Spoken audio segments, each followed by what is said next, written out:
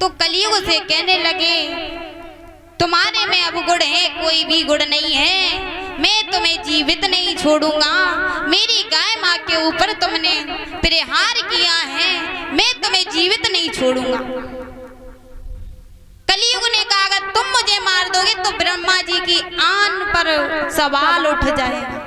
जैसे ही उन्होंने उन 3 को बनाया, हम 4 भाइयों को बनाया, अपना अपना राज्य भोग करके चले गए। अब बारी है हमारी। तो कहने लगा कलयुग कि तुम ऐसा करो, जब तक तुम राज्य कर रहे हो तब तक मुझे कोई स्थान दे दो, मैं उस स्थान पर जाकर के रहूं। तो महाराज जैसे इतनी बात सुनी तो कलयुग कहने लगे कि महाराज आप इतनी अवगुण मुझ में निकाल दिए आपने, इसकी कोई सीमा नहीं। तो कलयुग कहने लगा महाराज ये आप बहुत गलत कर रहे हो मेरे साथ में।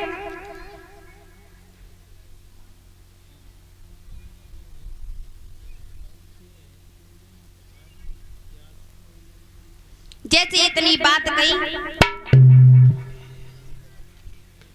तो महाराज कलयुग कहने लगा महाराज आप मुझे कोई स्थान दे दो ताकि मैं उस स्थान पर जाकर के रह सकूं।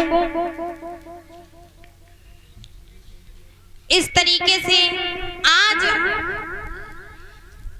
परीक्षित कहने लगे ठीक है मैं तुम्हें स्थान देता हूं, जहां पर जुआ शराब मदिरा पान होगी वहां पर तेरा वास होगा, जहां पर संतों का अपमान होगा वहां पर तेरा वास होगा, जहां पर गुरु का सम्मान नहीं होगा वहां पर तेरा वास होगा, जिस जगह माता पिता का अपमान होगा वहां तेरा वास होगा, जिस जगह वेश्या होगी उस जगह तेरा वास होगा। जो इतनी बात सुनी तो कहने लगा कलयुग महाराज आपने तो जितनी भी गंदी जगह है सारी मुझे दे दी, कोई तो एक अच्छी जगह दे देते, कोई तो एक अच्छी जगह दे देते मुझे।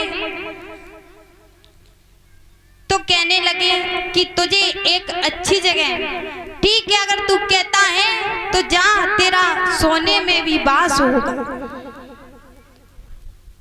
और सोना भी कैसा महाराज, चोरी का,